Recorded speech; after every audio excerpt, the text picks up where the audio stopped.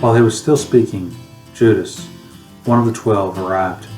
With him was a large crowd with swords and clubs, from the chief priests and the elders of the people.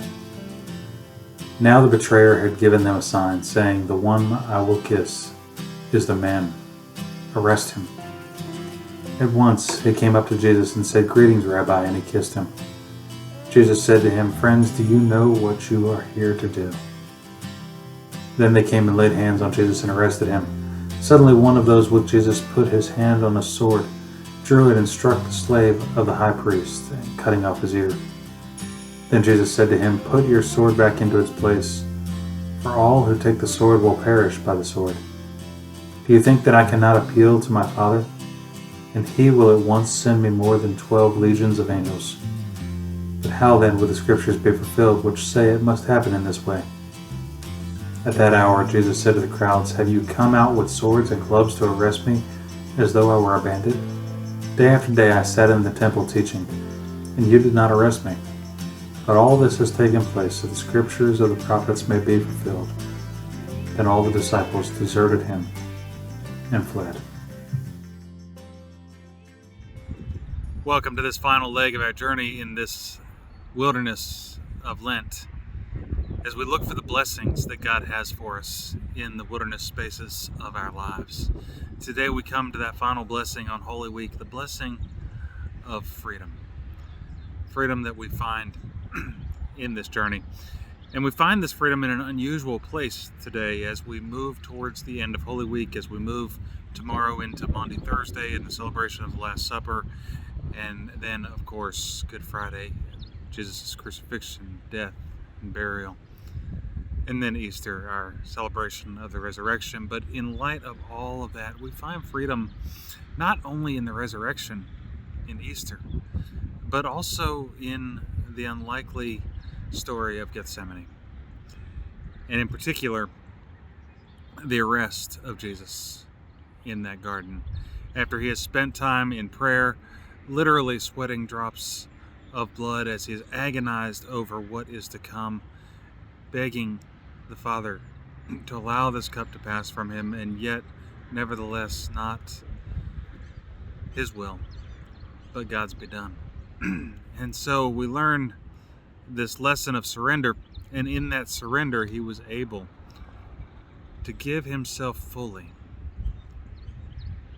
As the scriptures tell us, Jesus says, "Nobody takes my life from me, but I lay it down willingly."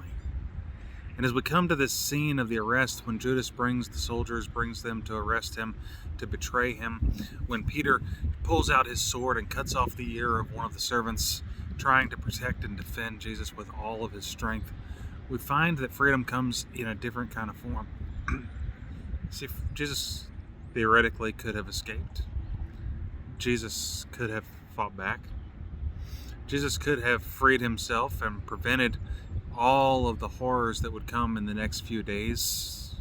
As he learned earlier on in the wilderness, he could have called down armies of angels. He knows that he had the power to set himself free, but this wasn't what was meant by freedom. This wasn't the kind of freedom that he wanted to teach us. We talk a lot about fighting for our freedom, fighting for our rights. But I believe that one of the blessings in the wilderness, in this Garden of Gethsemane in particular, that Jesus gives us is the freedom not to fight. The freedom to surrender. The freedom to let go. The freedom not to have the power. The freedom to put away our swords or our guns or whatever other weapons of this world we may choose to use to protect and defend ourselves.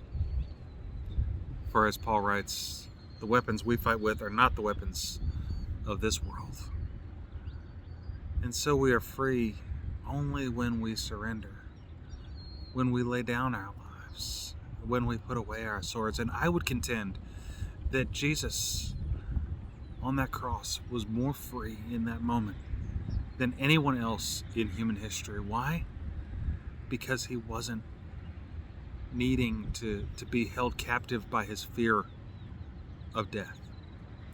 See, that's the ultimate fear, isn't it? of all the things that we're afraid of all the things that we're held captive by in this life, so much of it, if we're really honest, comes down to an issue of our mortality, an issue of what legacy are we going to leave behind, an issue of how can we extend our lives in some way, how can we get the most out of life, because we know it's short, because we know our days are numbered, and somewhere deep down we may say we're not afraid of death, we may trust our eternal destiny in God's hands, and that's all fine and good, but there's something in us that still fights to survive, and we're bound in that battle, in our mortality. We're in chains to our fear of the fact that these lives are temporary.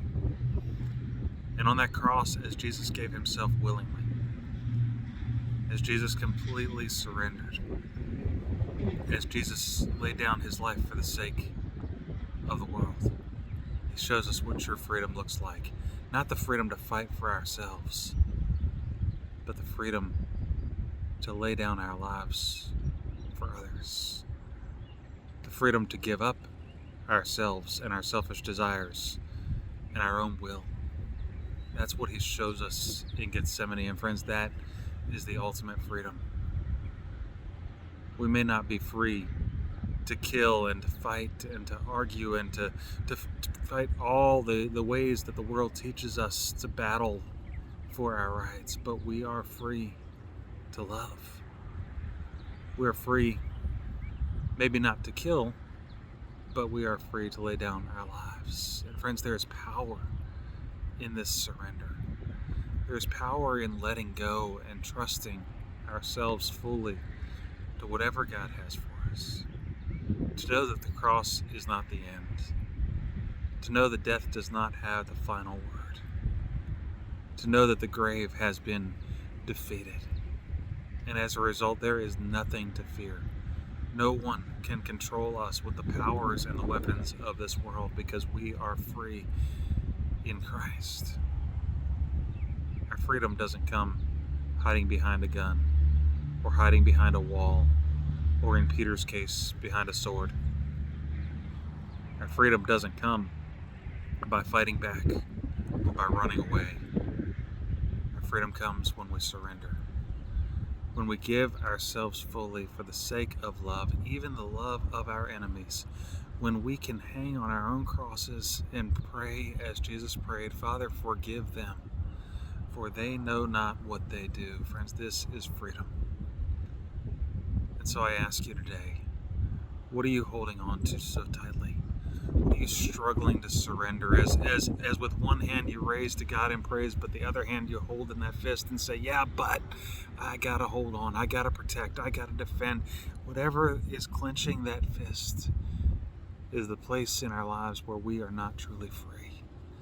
And so I invite us today, as we move towards Gethsemane, as we move towards Good Friday, as we spend that time in silence and grief on Holy Saturday, don't rush too quickly to Easter, but take those moments with Christ to truly let go, to open, to release, to let go of our need for security, our desire for security, to let go of our need and desire for affection and approval from others, to let go of our need to be in control, and only then will we truly be free to live the abundant life that God has offered us through Jesus Christ. And so as we go into this Easter weekend, I pray that you will truly find freedom in the one who was free enough to give himself fully, even his very life for you on that cross, that all of us might be free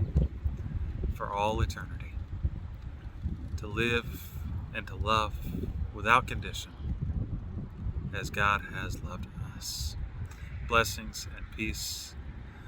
I hope you'll join us online on our Facebook page at Asbury United Methodist Church, or at Asbury UMC-Huntersville, our website, where you can watch our Maundy Thursday service at 7 o'clock tomorrow night.